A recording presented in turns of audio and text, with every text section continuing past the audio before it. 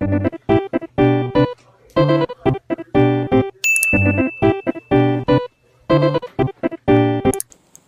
pendek Kehidupan Anak Sekolah Zaman Dulu.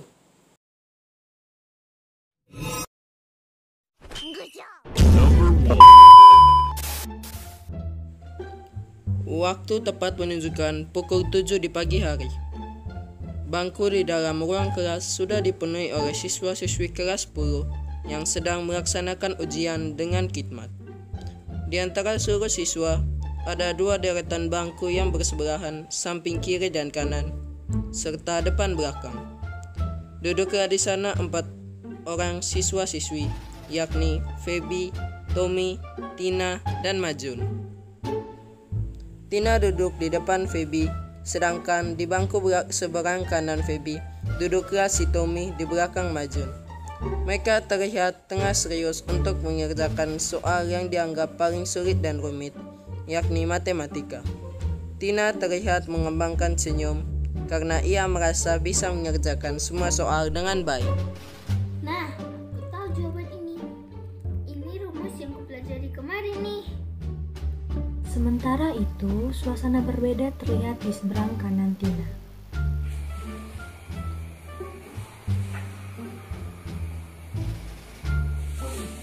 Soalnya kok jadi susah gini? Kenapa beda dengan aku pelajari semalam? Astaga.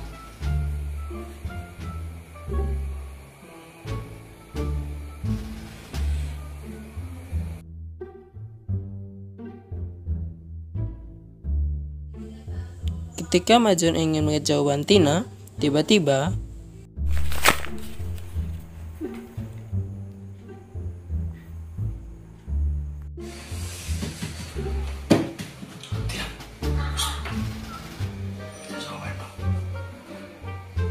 Kamu dasar pelit. Tolonglah.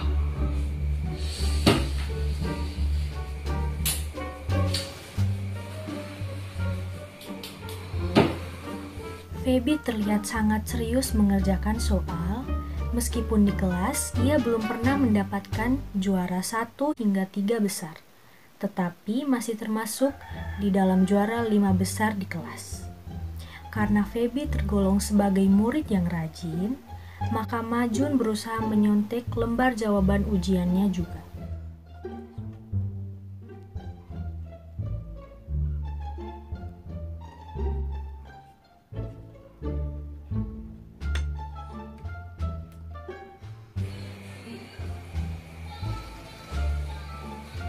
Feby.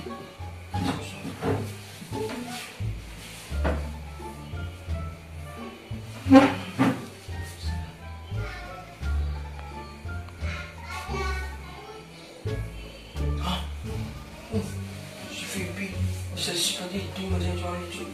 Hebat ya.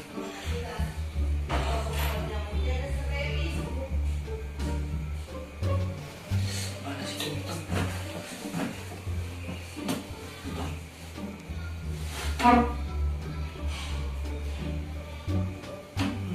Boleh. Tapi Tommy kan bodoh, mana mungkin dong benar. Yakin aja lah.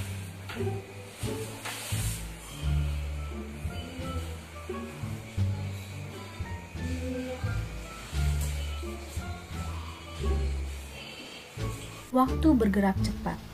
Jam ujian hampir habis.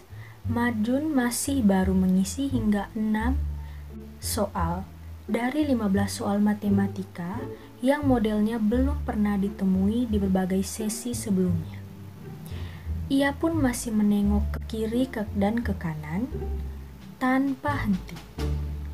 Ia memiliki target untuk bertahan minimal di peringkat 2.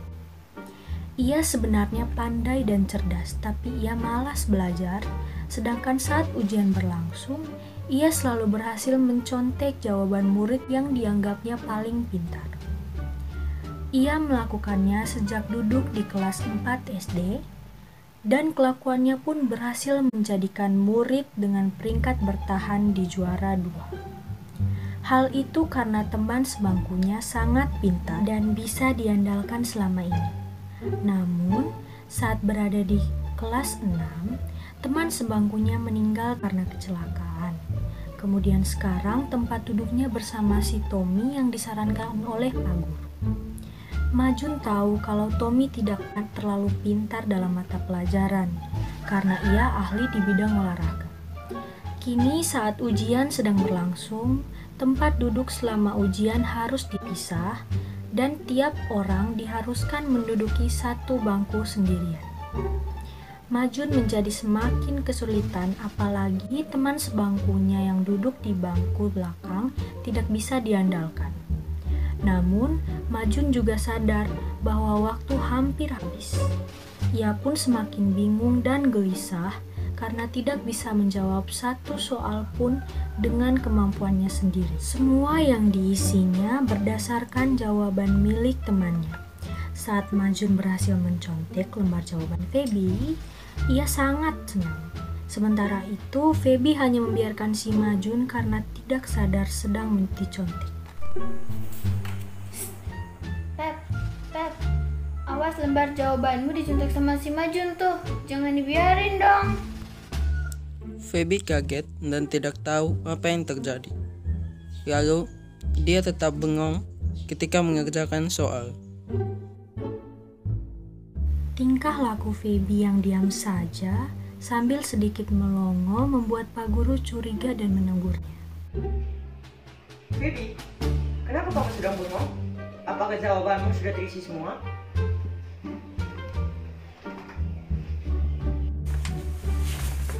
Pak, ini lembar ujian saya, Pak.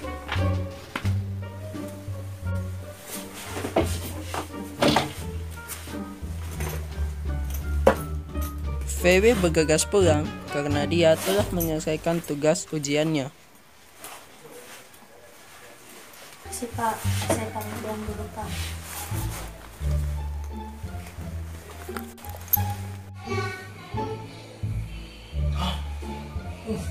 Si Feby bisa seperti itu mengerjakan soal lucu. Hebat ya.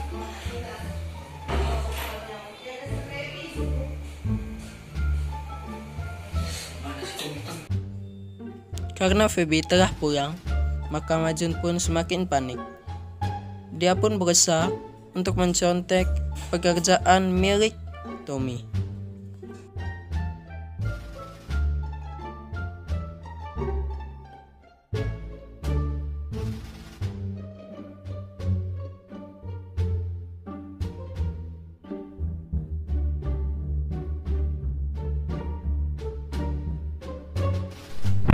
Tina telah selesai mengerjakan soalnya.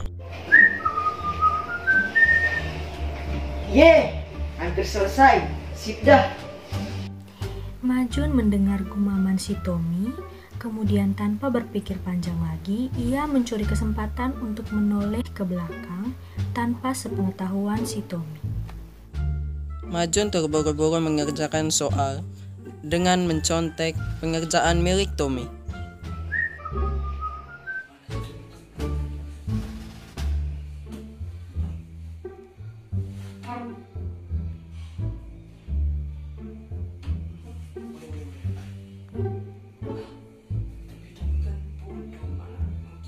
Hari pembagian nilai ujian pun tiba. Semua murid tidak sabar untuk melihat hasil perjuangan mereka untuk ujian ini. Sementara si Majun justru memasang muka murung dan pasrah. Ia merasa bahwa ujian kali ini benar-benar kacau. Tidak hanya di satu mata pelajaran saja, tetapi hampir di semua mata pelajaran, ia ingin segera pulang ke rumah tanpa mengetahui hasil ujiannya. Beberapa saat kemudian, Pak Guru memanggil nama masing-masing murid beserta nilai yang didapatkan oleh mereka. Tina Setiawati mendapatkan nilai 85. Tommy Tianto Kurniawan mendapatkan nilai 80. Dewi Puspita Prakti mendapatkan nilai 95. Majun Mauri mendapatkan nilai 50. Majun, kamu kenapa?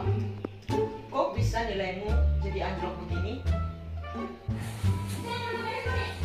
Maafkan saya Pak. Maafkan saya Pak karena saya menuntut ini lagi. Saya janji Pak, saya tidak akan menuntut ini lagi dan saya akan rajin belajar Pak. Bagus Pak. Majun pun menyesal dan tidak akan mengulanginya lagi.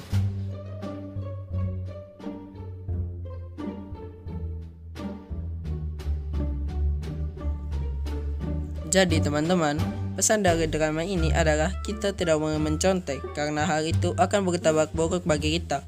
Oleh karena itu, bertanggung jawablah atas tugas kita sendiri.